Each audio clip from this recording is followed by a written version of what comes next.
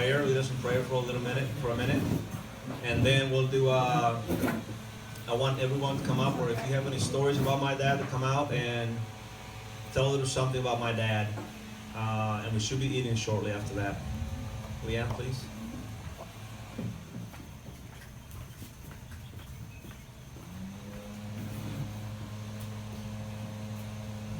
Hi everyone, thank you for coming.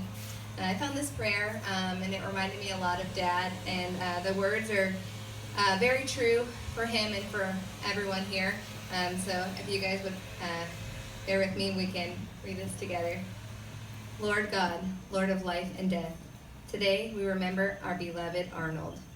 Family, relatives, friends, a teacher whose life touched ours and added to the richness of our existence. We are grateful for all that we shared in our times together, for lessons learned, for humor, fun, and work, for affection and trust, and for the celebration of Arnold's life.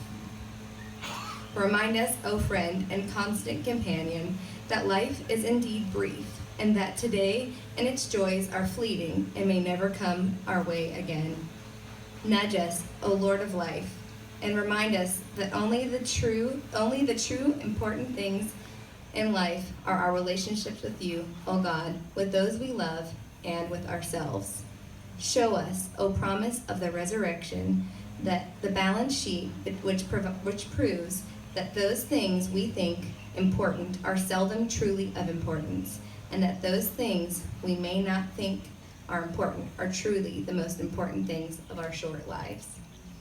Counsel us, eternal beauty, that time taken in to behold a sunset, to marvel at a butterfly on a leaf, and the time spent with family and friends, the awe of a newborn baby, or the faces of children at play, that these times and others like them are more valuable than gold, or the most precious jewels.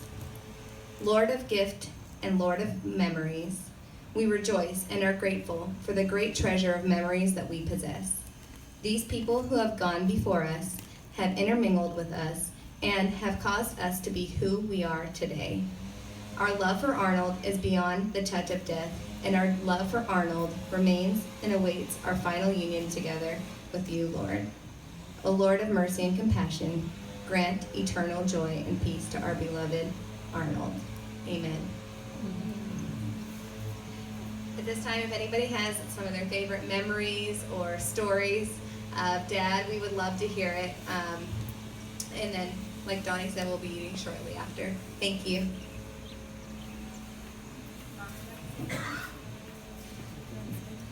Anyone want to start with a story?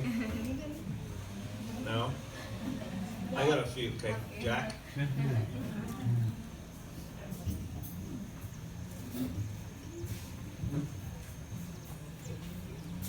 Thank you, Donnie. Arnold and I go way back in 1965, 66. We became friends when he was in the dormitory with me at UH Manoa. And he was in agriculture, and of course I was in agriculture. And he needed a chaperone. And he picked me because I was a graduate student and he was still an undergraduate. And so he loved parties, and he was a good man for making parties. And he'd be the head of the ag club at UH Manoa. And so I was his chaperone because he called the nurse club over and got the nurses with the Aggies. We used to go down mudsliding and all kinds of stuff like that. And we used to play football and all kinds of things. So Arnold and I go back real far, and I was surprised that he went on to Bolivia. I was surprised to hear that he went to Bolivia. And he told me that he wanted to change the Bolivian to the Western ways, but fortunately maybe, Bolivia turned him into the Bolivian way. And, later on, he told me he was planning on coming back to Hawaii, because he felt that his kid would have a better education here in the USA. So fortunately, I was able to hire him as our ag farm manager. And you know, one thing, taking care of animals is a daily thing, and you don't have any vacations when you take care of animals because they have to be taken care of all the time. And I had big problems with animals on the university farm. And once Arnold came on board, duck soup, no more problems with the animals. He took care of the animals. He'd be working there from sun up to sundown. And he was a great man and a great friend. He was like my brother. Thank you. Thank you, Jack. I say a word too. Yep. Okay.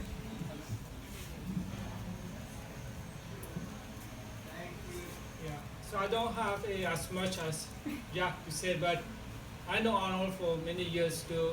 And Arnold came to the college, and I was on the committee to interview him to the farm for the farm position over there.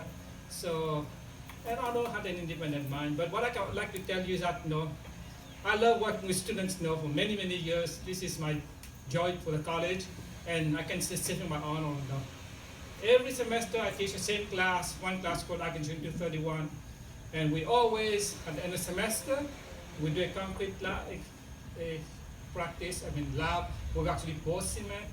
And if you go back to the college, there's a greenhouse in the back, an animal shelter. You look at the slab, it's marked, we did piece by piece. Arnold always helped me, and you can see the name of the class, and the semester was done. So you can see how far back he's willing to help, when you ask him to do a lab and help you sometimes, he's so busy with other things. My class had nothing to do with science, but he's so much willing to help, and I can tell you, he's been a dear friend, I'll remember him, forever, and lately, he's been giving me coconuts too, because I love coconuts too. So he always come and bring to the college for me. He's so generous, with his time. So just, been a great friend, and I would miss him dearly, So, but to this celebration of life for him, and Arnold, we'll be happy to see all the good friends that he's here for him. Thank you. Thank you. Thank you.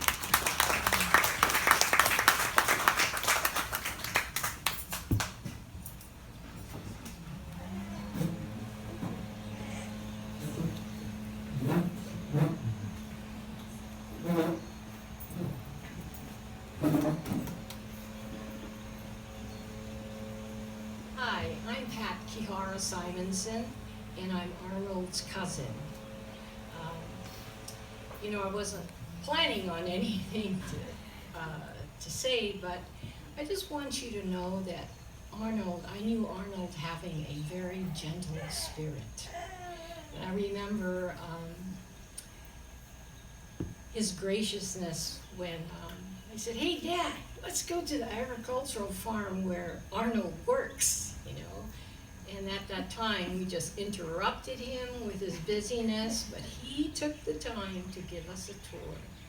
And we enjoyed it so much, I think that day, we stayed for 20 minutes around the pigs. And if you've ever been there, it's really kind of interesting.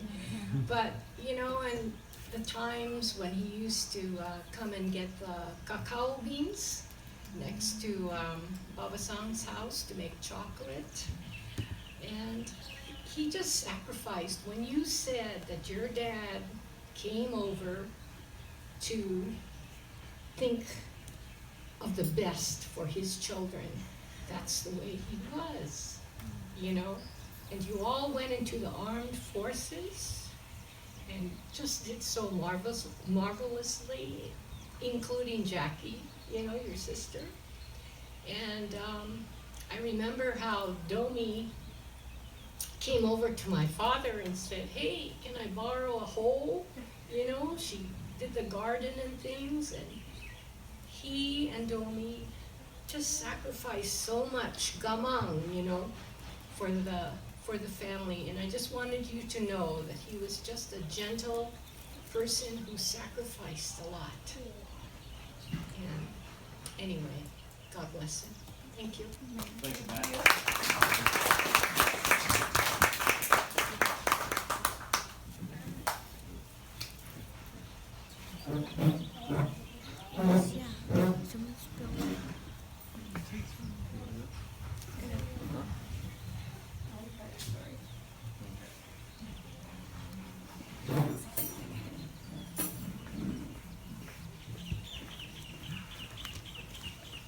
Hi, it's me again. I know I already said a prayer, but I thought I'd like to share a story about Dad. The first time he ever came to California, you guys know Dad, he doesn't like to drive, and he doesn't like making left turns, which is great when you live on the island, because if you keep going right, you'll eventually end up where you need to be. So driving in California was definitely not an option for Arnold. So the first time I went to go pick them up from the airport, I had to go to LAX, and if anybody's ever been there, you know it's the craziest airport. And Donnie was working, so it was just me, a newborn baby, Mom and Dad. And if you guys know me, I like to talk a lot.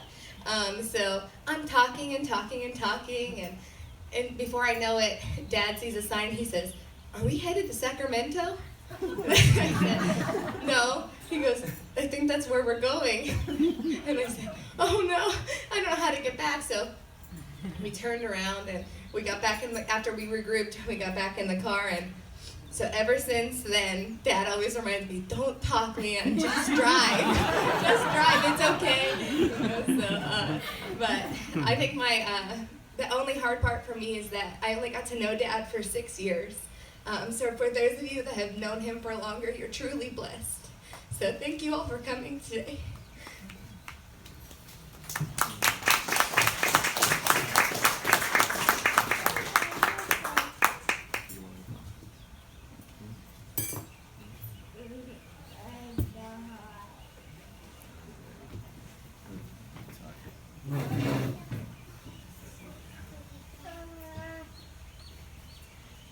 Hello, I'm Sheldon. I had the pleasure of working with Arnold on the farm, and although I taught horticulture, he was in the animal sciences. So you know, we didn't talk too much except about food. now that is something we had in common. But I still remember, you know, he was talking to me about peach bombs, and I said, "Arnold, what is that, peach bombs?" And he said, "Oh, let's go up to the YKS station and go get some peach bombs." And if you ever seen peach bombs, those things have needles like that long. And he went up there and he chopped them down, he brought it down, and it didn't look too edible, but he said, they're good. And he boiled some in, I guess, salted water, and then he said, "You have to have this with coffee." And I drank some, and I ate some peach bomb, and I told him, you know, it's something that's is taste acquired. but you know, his other culinary skills was with Jack, and he made very excellent Kahlua pig, right, Jack? And I remember those breadfruits. He used to give me breadfruits, I guess those mofalas or whatever, and they're really excellent. I often think about that, have very fond memories of Arnold, and miss him quite a bit. Thank you.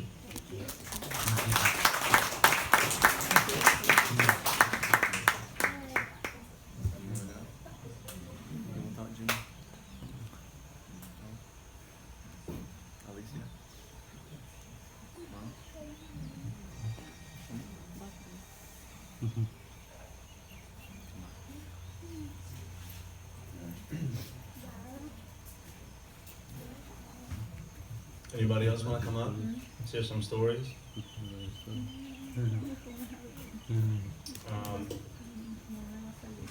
If you spend some time with my dad, I think you knew he was kind of like a prankster sometimes. Maybe some of you didn't know that, but he could come out. He pulled some pretty good jokes.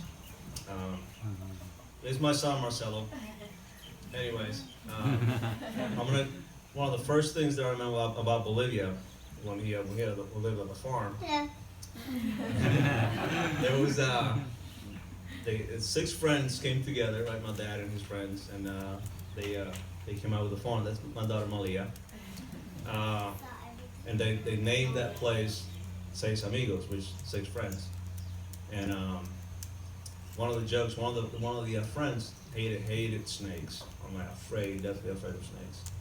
And there were snakes out there, so we lived pretty close to the Amazons. And he and one of his other friends went and got one of the snakes and put it across the road, a little more like a trail, going up to the farm where they make cheese and milk all the cattle and stuff. And they knew that Jim Hui, was going to be walking in that trail like around 5 in the morning, going up to the. Fighting. And anyway, so they knew that Jim was going to be walking up the trail, and they put up that it was a boa constrictor, but it was dead, so not dangerous.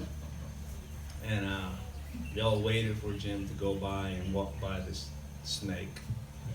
And yeah, everybody knew about that. The whole town knew that Jim found the snake.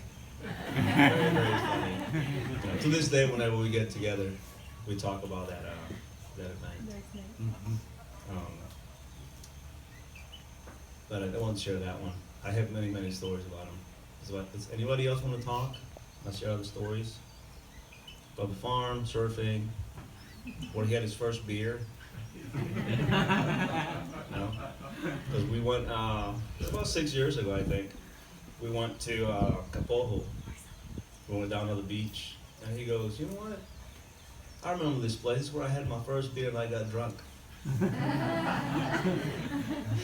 Yeah, and when we were growing up, he was always kind of serious. He didn't drink a lot. Very poised, I guess. Everybody knew who Arnold was where we lived. Very nice guy. Another thing about Bolivia is he always wore his helmet. He had a shiny helmet. So most of the engineers down there wore the shiny helmet, right? So he didn't have a car. But whenever you saw an engineers and professor or teacher were really well respected in there. So whenever he wore his helmet, he knew that he would get a ride. He knew he would get a ride. So that's why he always wore that helmet. Wherever he went, oh, there's Arnold. Everybody, the whole town, all our neighbors, they knew who he was, but just because of the helmet. But like I said, whenever he was on the road, he walked with a helmet. He always got a ride. Right? But anybody else want to come up? I'm sure you all have stories that I haven't heard yet. Okay. I don't know if you see the video. Maybe a little too far, but we'll give it a link. And if some of you need discs or whatever, we can make that and give it to you. But we tried getting some pictures from everyone that we knew or family, so they had pictures so we could put it together with the video.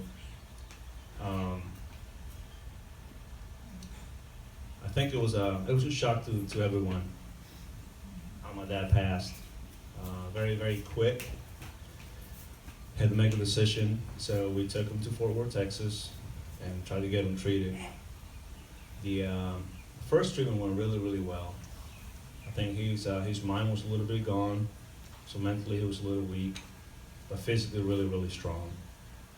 The second time was the opposite. He was there, carried on the conversation, read the newspaper and all that. He knew who he was talking to, but his body just rejected the treatment, basically.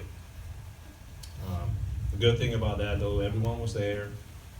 We were all there. We were sharing stories, listening to his favorite music or songs that we had, our favorite songs.